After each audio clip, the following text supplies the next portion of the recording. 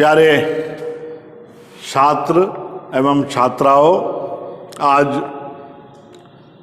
कई दिन के बाद वीडियो क्लास में मैं आपके सामने आया हूं, लेकिन इसके साथ साथ मैं अपनी class 11A girls 11B girls पर ऑडियो, चित्र और पेपर्स डालता रहा हूं। उन्हीं पार्टों को मैं दोबारा यहाँ पर रिवाइज कर रहा हूँ और आज कुछ आगे भी बढ़ना है, जिससे कि कोर्स भी समय पर ख़त्म हो जाए। यह आपका आज का अध्याय है 4, एग्जीक्यूटिव कार्यपालिका।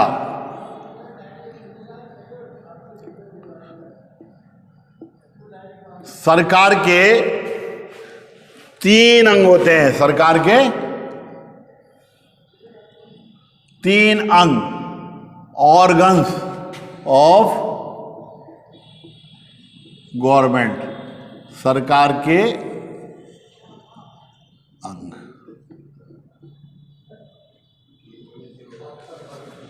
एक, दो, 3। पहला अंग होता है लेजिस्लेचर, व्यवस्थापिका। दूसरा होता है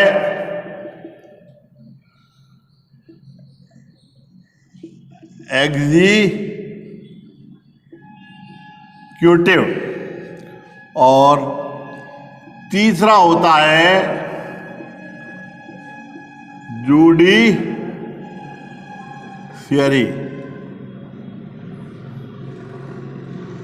न्यायपालिका। न्यायपालिका। दूसरा होता है,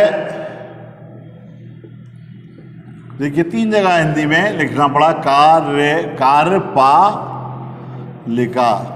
कार्यपालिका। कार्यपालिका। अब यहां पर मैंने बीच में लिखा है ए और बी। ये सब पूर्व ज्ञान में चल रहा है। अगर आपने नहीं पढ़ा है तो न्यू ज्ञान में चल रहा है, नया अध्याय चल रहा है। और आप पहले पढ़ चुके हैं तो पूर्व ज्ञान के अंतर्गत है। यहां लिखा है एग्जीक्यूटिव, तो एग्जीक्यूटिव ए, एग्जीक्यूटिव बी। कार्यपालिका, फिर यहां लिख दीजिए कार्यपालिका, एक लिख दीजिएगा अस्थाई और एक लिख दीजिएगा स्थाई। इस प्रकार के अब सरकार के 3 से अंग कितने हो गए? 4। 3 से अंग अब कितने हो गए? 4 अंग हो गए सरकार के। पढ़ रहे हैं आप सरकार का दूसरा अंग। ये सब पहले के दिमाग को जगाने के लिए आपके हो गया। अब ये मैं सब बता चुका हूं, स्थायी कौन सा होता है, अस्थायी कौन सा होता है, बहुत तेजी से मैं बता रहा हूं। इसको आप लिख लीजिए। नौकरशाही, नौकरशाही।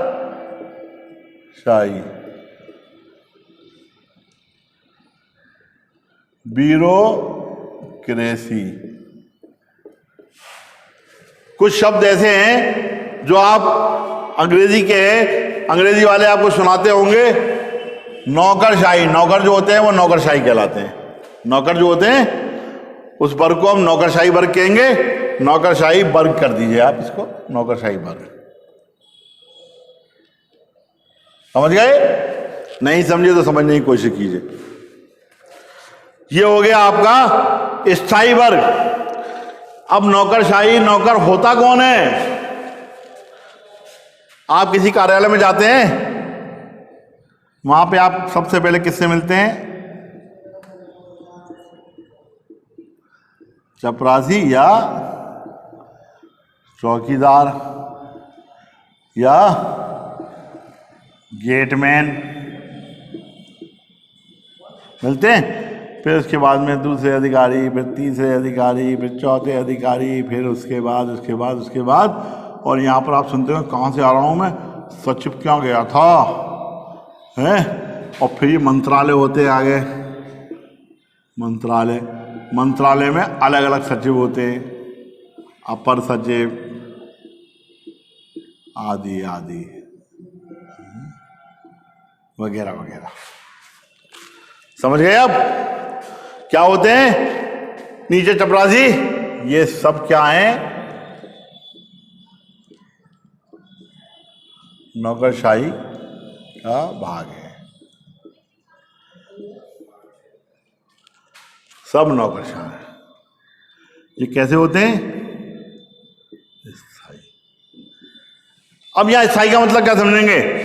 हो सकता है यहां पर जो चपरासी गेट पे काम कर रहा हो वो अभी अस्थाई ना हुआ हो, अस्थाई कर्मचारी हो, उसको तनख्वाह मानदेय का मिल रहा हो, लेकिन मैं आपको पढ़ा रहा हूं स्थायी। क्या पढ़ा रहा हूं? स्थायी। इसका मतलब ये हुआ कि ये जो वर्ग है ये स्थायी तौर पे काम करता है। ये 5 साल, 2 साल, 4 साल, 6 साल के लिए नहीं होता।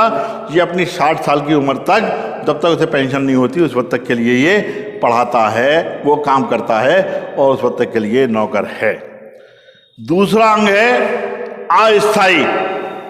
आप बहुत बड़े बड़े नाम सुनते होंगे, जैसे PM प्रधान मंत्री है, CM चीफ मिनिस्टर मुख्यमंत्री।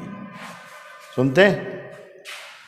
क्या कोई मुख्यमंत्री या आप ये कह सकते हैं, वो कह दे जब तक मैं रिटायर नहीं होऊंगा, जब तक मैं नौकरी पर रहूंगा? कह सकते हैं? नहीं कह सकते, क्योंकि उनका कार्यकाल एक निश्चित है 5 वर्ष के लिए संविधान में, लेकिन बहुमत सिद्ध न होने पे वो कभी भी पद से हटाए जा सकते हैं। ये आपको मालूम होना चाहिए, इसलिए ये अस्थायी हैं। इनके अंडर में काम करने वाला आदमी नौकरशाह, सचिव जो विभिन्न विद्यालयों का है, वो विभिन्न विभागों का है, वह परमानेंट है। तो इस प्रकार ये अब एग्जीक्यूटिव बहुत बता दिया। कार्यपालिका के प्रकार भी मैंने उस दिन आपको बता दिए, फिर मैं आपको बता दे रहा हूँ। नाम मात्र तथा वास्तविक कार्यपालिका लिखूंगा, फिर टाइम बहुत जाएगा है। मैं बहुत तेजी से आगे बढ़ रहा हूँ क्योंकि सब पढ़ाया हुआ है। नाम मात्र का वो जिसके नाम से काम चलता हो, नाम मात्र का लिख दें। क्या मन भी हमारा ऐसा है कि कभी कुछ कहता है, कभी कुछ कहता है, कभी कहता है कि अपना नुकसान कर लो लेकिन बच्चों का नुकसान ना हो। तो इसलिए अब मैं चाह रहा हूं कि आपको वो भी दोबारा से फिर समझा दूं।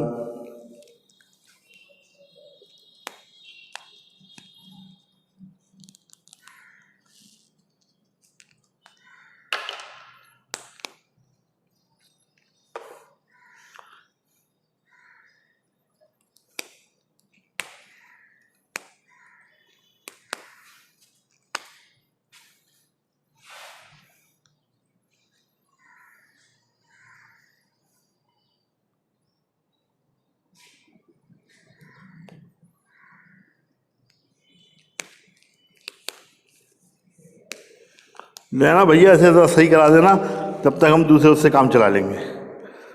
सर जी जरा ये देख लेना यार, ये वाला खुल गया, जरा इसे कस देना, अगर कस जाए तो। नहीं गिरेगा। चलिए जरा इसे कर देना। तो हम आपको बता रहे थे, और ज़रा वो वाला डॉट खत्म सही हो जाए तो आपको बता देते हैं। तो ये क्या है? नाम मात्र का कार्यपालिका का प्रधान, नाम मात्र की कार्यपालिका, दूसरी वास्तविक कार्यपालिका, सब कुछ पढ़ा दिया आपको। लेकिन उसके बाद भी अब मैं इसको मिटा दूं अगर आप कहें, चलिए ना कहें तब भी मैं मिटा देता हूं, तब भी मैं इसको मिटा देता हूं। नाम मात्र, नाम मात्र, और दूसरा है वास्तविक,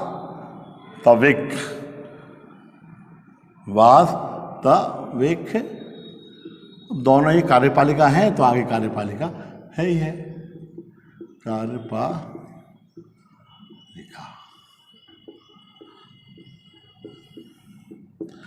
इसके नीचे अगर आप क्लास में बैठे हैं तो पढ़ लीजिए, ईश्वर लिख लीजिए, और ईश्वर मूल ना हो फिर बाद में हो तो दोबारा खोल के लिख लीजिए।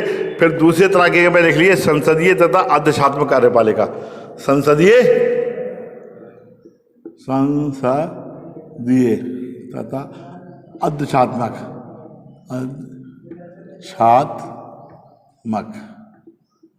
कार्यपालिका। और फिर लिख लीजिएगा एकल तथा बहुल कार्यपालिका। यहाँ एकल और यहाँ बहुल कार्यपालिका लिख लीजिएगा।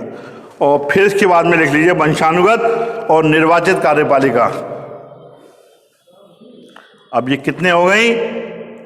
वहाँ बीच में एक और लिख लीजिएगा राजनीतिक और अराजनीतिक कार्यपालिका, जिसको मैंने स्थायी और अस्थायी करके लिखवाया। तो ये हो गए 5 तरह की, और 5 और 2 हैं इसमें भाग, फर्स्ट और सेकंड। 5 गुणे 2 बराबर 10। तो कार्यपालिका की शक्ति जो है ये 10 प्रकार से हम लोगों के हाथ में आ सकती है। अब मैं आपको सीधे सीधे बता चल रहा हूँ, सारा पढ़ा चुका हूँ, दोबारा रिवाइज कर रहा हूँ, यही मेरी सबसे बड़ी कमी है। लेकिन इस कमी को मैं आपके सामने बार बार उजागर करता हूँ। आप भी अपनी कमियाँ बताइए, जब कमियाँ बताएंगे तभी आपकी कमियों में सुधार होगा। कमियाँ छुपाएंगे तो सुधार नहीं हो सकता। पहला है नाम, जिसके नाम पर केवल शासन चलता हो। कार्यपालिका देश की सर्वोच्च अधिकारी, सर्वोच्च शक्ति, सर्वोच्च सत्ता का नाम है। संविधान ने, संसद ने सारी शक्तियां हमारे यहाँ किसको दी है? प्रधानमंत्री को दी हैं, मंत्रिपरिषद के मुखिया को दी है। वो आगे मैं आगे पढ़ाने जाऊँगा। तो जिसके नाम पर है वो नाम मात्र का, और जो प्रयोग करता है वास्तविक कार्यपालिका। संसद के, अगर किसी देश में संसद के पास है तो वहाँ की जो कार्यपालिका है संसदीय कार्यपालिका है। अगर वहाँ पर किसी देश के अध्यक्ष के हाथ में है तो वह अध्यक्षात्मक कहलाएगी। इसी प्रकार से एकल, अगर एक व्यक्ति में है तो एकल, या एक संस्था में है तो एकल। अगर बहुल है, कई संस्थाओं पे है, कई व्यक्तियों के पास है तो बहुल कहलाएगी। और इसी प्रकार से राजनीतिक और राजनीतिक जो चुनकर आते हैं वो राजनीतिक कहलाते हैं, वो अस्थायी होते हैं। और जो चुनकर नहीं आते हैं, जो सरकारी नौकर होते हैं, वो कैसे होते हैं? स्थायी होते हैं। तो इस प्रकार स्थायी और अस्थायी चौथे में आ गया। इसका दूसरा नाम राजनीतिक कार्यपालिका और अराजनीतिक कार्यपालिका। ऐसे ही वंशानुगत, जो बाप के बाद बेटा या उसका परिवार का जिस नियम के अनुसार उनका नियम हो वो बैठे तो वो वंशानुगत। और जो निर्वाचन के जरिए, चुनाव के जरिए चुनकर आते हैं वो कहलाते हैं निर्वाचक कार्यपालिका। ये पार्ट आपका सब होने के बाद में दोबारा मैं आगे चला हूँ। फिर अब आप चलेंगे प्रधानमंत्री पर। किस पर चलेंगे? कार्यपालिका एक सही हो गया, राष्ट्रपति आपको बीच में मैंने पढ़ा दिया। अब देखिए कार्यपालिका में कौन कौन आते हैं, आप खुद समझ लीजिए। चपरासी आ गया, चपरासी से लेके सारे अधिकारी आ गए, एक ही ग्रुप में आ गए। इसको हम ब्यूरोक्रेसी कहते हैं, नौकरशाही कहते हैं। उसके बाद हमने स्थायी अस्थायी करके आपको बता दिया। स्थायी कार्यपालिका, स्थायी कार्यपालिका अराजनीतिक, जो अराजनीतिक होती है, जो चुनाव, जो अपनी योग्यता के आधार पर कंपटीशन देकर IAS PCS ये सब लोग जो सचिव बनते हैं, जो कर्मचारी नीचे से CCS SSC वगैरह ये सब इम्तिहान होते हैं, ये आगे बढ़ के जाते हैं, PCS इम्तिहान होते हैं, ये सब SDM ADM ये सब आगे जाके सेक्रेटरी बनते हैं, सचिव बनते हैं। ये वाला क्रम, ये वाला सिस्टम जो है वो सब का सब आपका आ गया किसमें? अराजनीतिक में। और स्थायी है ये, और ये कार्यपालिका है। इसी प्रकार से अस्थायी, जो हमारे मुख्यमंत्री, मंत्री, MLA MP और सभाओं के अध्यक्ष वगैरह को बनते हैं, और चीज़ों के सब समितियों के कुछ बन होते हैं, इनके चुनाव होते हैं। किस तरह से होते हैं, क्या होते हैं, वहाँ की व्यवस्थाओं के हिसाब से अलग अलग है। अलग अलग पार्टों में आपने पढ़ा होगा, पढ़ेंगे, पढ़ लिया है, जानकारी होगी, जानकारी लेंगे, तो वह लोग कहलाते हैं। या अस्थायी होते हैं, अपने एक समय के बाद 4 साल बाद, 6 साल बाद, 8 साल बाद चले जाते हैं। अब एक इसमें शब्द आया था संसदीय और संसदीय। हमारे देश के अंदर डेमोक्रेटिक जो है सरकार, वो संसदात्मक सरकार है। यहाँ पर संसद को सारी पावर दी गई है। दूसरी तरफ लोकतांत्रिक, पुराना लोकतंत्र है अमेरिका, उसके अंदर वहाँ व्यवस्था है अध्यक्षात्मक। वहाँ पर अध्यक्ष 4 साल के चुना जाता है, या संसद 5 साल के लिए होती है। संसद का सदस्य जो होता है लोकसभा का 5 साल के लिए होता है। अब एक तो ये वास्तविक रूप हो गया शायद जो आपको नजर आता है। इसके पीछे बहुत सा तंत्र काम करता है। राष्ट्रपति काम करते हैं, प्रधानमंत्री काम करता है, प्रधानमंत्री परिषद काम करती है, और उसके साथ साथ राज्यों के अंदर मुख्यमंत्री काम करते हैं, उनकी मंत्रिपरिषद काम करती है। उसकी मंत्रिपरिषद में फिर कैटेगरी होती है कैबिनेट मंत्री से, कैबिनेट मंत्री, और हिंदी में कहते हैं मंत्रिमंडलीय मंत्री। मंत्रिमंडलीय हिंदी के अंदर, अंग्रेजी में कहेंगे कैबिनेट मंत्री। दूसरे नंबर पे इसमें होते हैं राज्य मंत्री और तीसरे नंबर पे होते हैं उप मंत्री। अब आप ये कहेंगे जो राज्य में काम करता है वो राज्य मंत्री होता है? नहीं, राज्य में काम करने वाला नहीं। मंत्रियों की 3 कैटेगरी है, 3 श्रेणी हैं। मंत्रियों की 3 कैटेगरी हैं। एक हो गई कैबिनेट, दूसरी हो गई डिप्टी मिनिस्टर, डिप्टी मिनिस्टर, और तीसरी हो गई, नहीं, तीसरी हो गई डिप्टी मिनिस्टर, दूसरी हो गई स्टेट मिनिस्टर, दूसरी स्टेट मिनिस्टर। ये टाइटल या नाम है, समझ गए, मिनिस्टर। और ये हो गया डिप्टी, उप मिनिस्टर। ये सबसे ज़्यादा ताकतवर होते हैं जो प्रधानमंत्री या मुख्यमंत्री के साथ बैठते हैं। ये दूसरे नंबर के होते हैं जो इनके अधीन काम करते हैं, प्रधानमंत्री बुलाना चाहे तो बुला लेगा अपनी मीटिंग। और तीसरे नंबर के होते हैं ये सेक्रेटरी के साथ रहकर कागजी काम ज़्यादातर देखभाल करते हैं, ज़्यादातर ऑफिसों में रहते हैं। इनके ऊपर बड़ी जिम्मेदारी, घोषणाएं याद करने की जिम्मेदारी इनके ऊपर नहीं होती। इस तरह अब ये बनते कितने हैं? जो बहुमत दल है, जो लोकसभा या विधानसभा है, इसका 1/15 भाग। कितने बनते हैं? देखिए, एक सवाल आ गया। लोकसभा की जो भी संख्या है, लोकसभा या विधानसभा जो भी सदस्य संख्या है, सदस्य संख्या, इस सदस्य संख्या का 15% तक क्या बनेंगे? 15% तक मंत्री बन सकते हैं। अगर 400 हैं तो 60 बन सकते हैं। 15 चौका 60, समझ गए आप? अब आप आ गए प्रधानमंत्री में। प्रधानमंत्री कौन होता है? अब मैं प्रधानमंत्री बहुत ही तेजी से, अब आप ये देखिए कि मैं कहाँ सांस तोड़ता हूँ, कहाँ पर मैं पीछे रह जाता हूँ, कहाँ आप पीछे हैं। मैंने सुबह से अब तक 4 बजे से बहुत से काम किए हैं। विद्यालय में भी लगातार काम कर रहा हूँ 8 बजे से, 7:45 बजे का आया हुआ हूँ। और यहाँ भी क्लास भी ले रहा हूँ, मार्कशीट भी बांट रहा हूँ, सारे काम, और दिमाग भी अपना अपने मुख्य काम पे लगाया हुआ हूँ। तो पहले हम आ जाते हैं पीएम, प्रधान हो गए, पीएम से प्रधान। और मंत्री तो आप जानते ही हैं, मिनिस्टर, तो ये हो गए मिनिस्टर, प्रधान मिनिस्टर। प्रधान का प्राइम, अंग्रेजी में कहते हैं इसको प्राइम मिनिस्टर। ये देश की सबसे बड़ी शक्ति है, ये देश की सबसे बड़ी ताकत है। किसने दी है ताकत? ये ताकत दी है भारतीय संविधान ने संसद को, कि संसद के अंदर जनता और राज्य से प्रतिनिधियों के ऊपर एक नेता होगा जो राज्यों से ही चुनकर आएगा और वो प्रधानमंत्री बनाया जाएगा। राष्ट्रपति उसको क्या करेंगे? जो व्यक्ति लोकसभा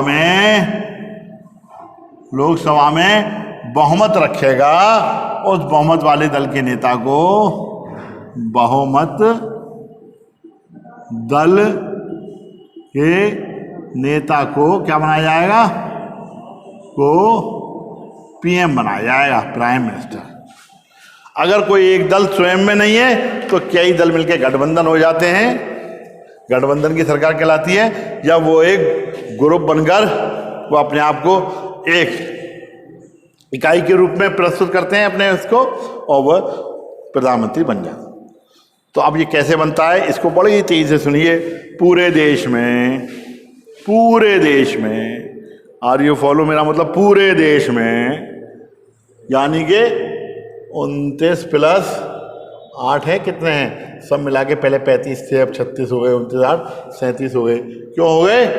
कि कश्मीर को तोड़ के 2 कर दिया, इसलिए 35 से 37 हो गए। ये सब मिलाकर संपूर्ण देश में लोकसभा के सदस्य चुने जाते हैं, जिनकी संख्या 550 संविधान के अनुसार हो सकती है। 545 निर्वाचित और 2 मनोनीत, निर्वाचित और मनोनीत।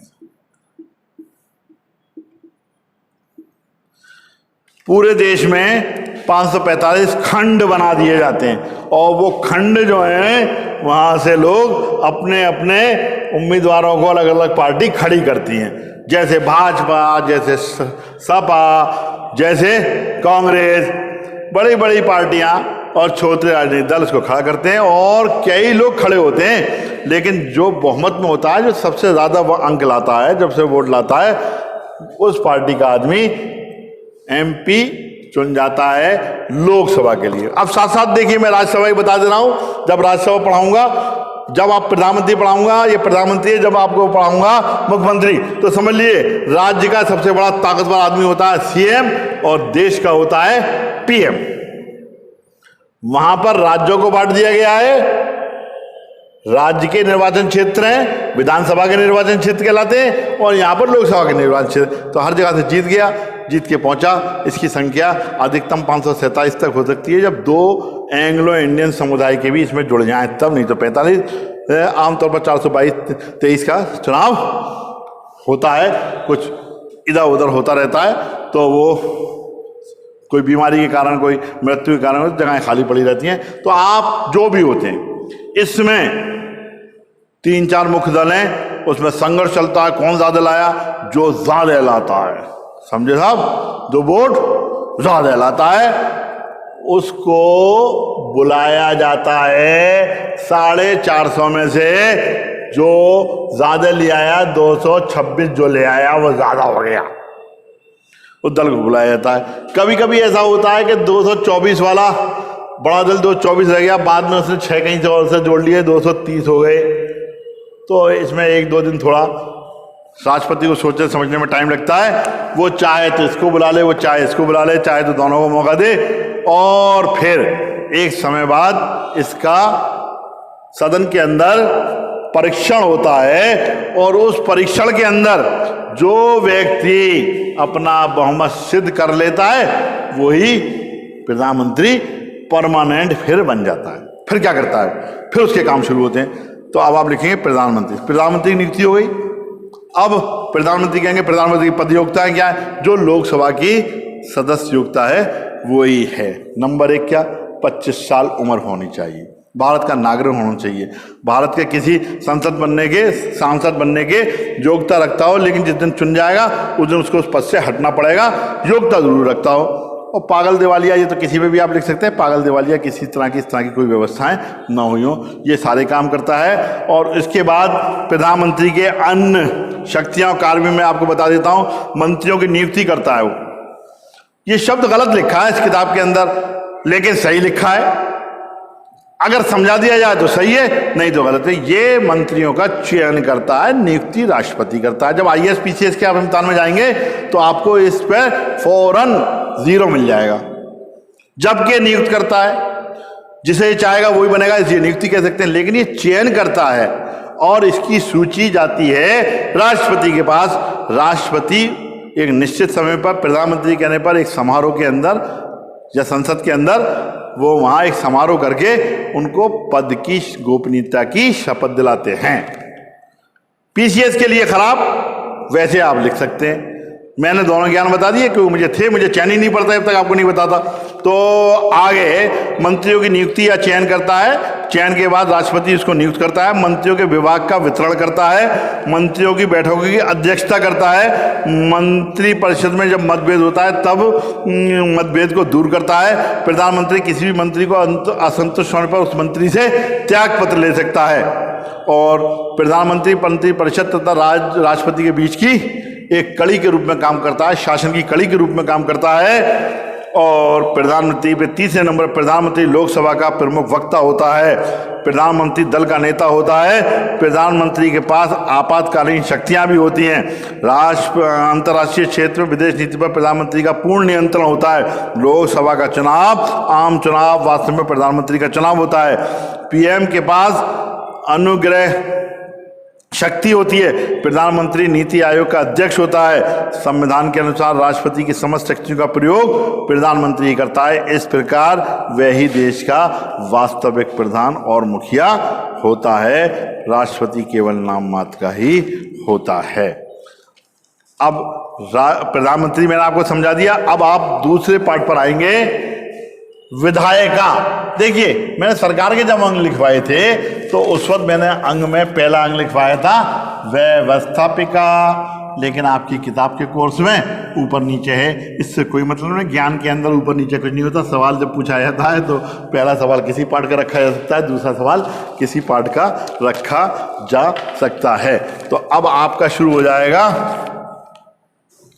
विधायिका, जिसको हमने पहले क्या लिखवाया था, पहले आपको लिखवा दिया था व्यवस्थापिका।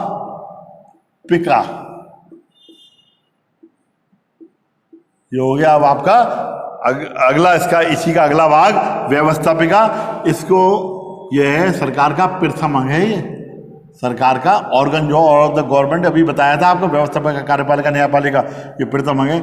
इसको अंग्रेजी में कहते हैं लेजिस्लेचर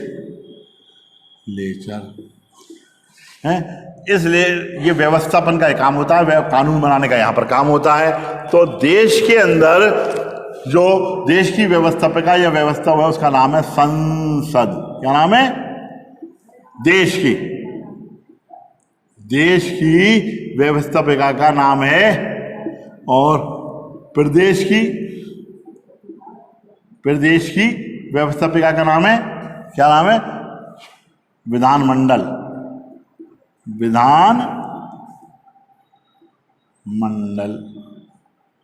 इसमें दो सदन है, विधान सभा और विधान परिषद।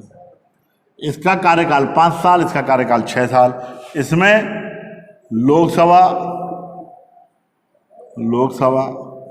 कार्यकाल 5 वर्ष और राज्यसभा कार्यकाल 6 वर्ष।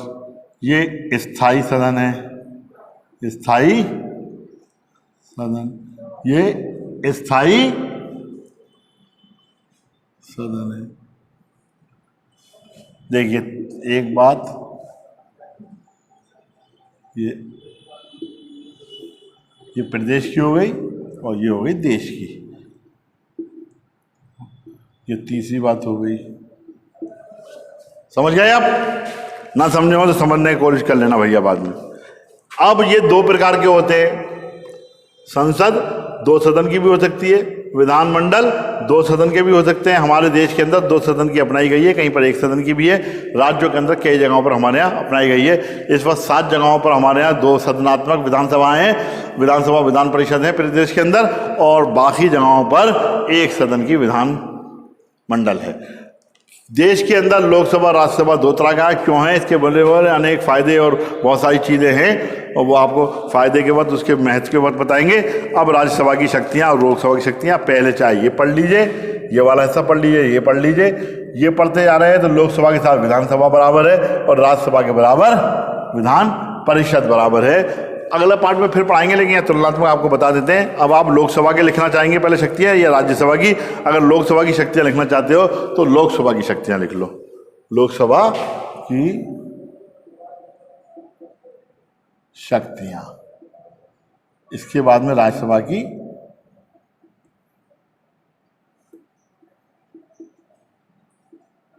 शक्तियाँ। अब आप लोकसभा की लिख लीजिए पहले, फिर उसके बाद में बोलेंगे आपको।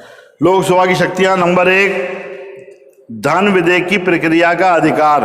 किसको है? लोकसभा को। धन से संबंधित बहुत शक्तिशाली है हमारी लोकसभा। दूसरा, विधायी शक्ति, कानून बनाने के संबंध में कोई भी कानून जब तक पास नहीं होगा, जब तक पूर्ण नहीं समझाएगा, तक इस ज्ञान ना बन जाए या इस सदन में पास ना हो जाए, तो दूसरी शक्ति के बाद तीसरी कार्यपालिका शक्ति यानी कि शासन की शक्ति। शासन तो सब कुछ इसी के पास है, मंत्री यहीं से बनते हैं। जब नहीं होंगे तो 6 महीने के अंदर मंत्री बनना पड़ेगा, वो 6 महीने के अंदर चुनाव लड़ना होगा, तो यहीं से होंगे। कार्यपालिका नियंत्रण भी रखती है, किसके ऊपर नियंत्रण रखती है? लोकसभा पर। कार्यपालिका पर लोकसभा सवाल पूछकर मंत्रियों से पूछते हैं हमारे क्षेत्र में ये नहीं हुआ, ये नहीं हुआ, वो नहीं हुआ, वो नहीं हुआ। विपक्षी और उनके पार्टी के लोग भी पूछ सकते हैं। फिर चुनाव होते हैं तो चुनाव के अंदर भाग लेते हैं, चुनते हैं, तो फिर हो जाता है निर्वाचन संबंधी अधिकार। फिर उसके बाद संविधान में संशोधन जितने भी होते हैं, लोकसभा राज्यसभा दोनों का सहयोग होता है इसमें, दोनों के पास होने के बाद होते हैं। तो फिर संविधान में संशोधन, जांच संबंधी कोई भी रिपोर्ट आ रही है तो जांच संबंधी अधिकार, और फिर जनता की शिकायतों का निवारण, ये सब लोकसभा में ही, संसद में लोग अपने अपने MP के जरिए से पूछते हैं। अब आ जाइए आप राज्यसभा की शक्तियों पर। इस पर आ जाए, बंद कर दें क्या? राज्यसभा की शक्तियों और बता देते हैं, राज्यसभा की शक्तियां और बता देते हैं। राज्यसभा की शक्तियां, अब राज्यसभा की शक्तियों पे आप आ जाइए। विधायी शक्ति, कानून बनाना। जब तक कोई कानून लोकसभा राज्यसभा दोनों तरह से पास नहीं होगा, दोनों जगह से, उस वक्त तक कानून नहीं बन सकता। ये विधायी शक्ति हो गई। संविधान में संशोधन की शक्ति, संविधान में संशोधन की शक्ति जो अभी लोकसभा में बताया था, यहाँ भी पास होना तो उसका जरूरी है।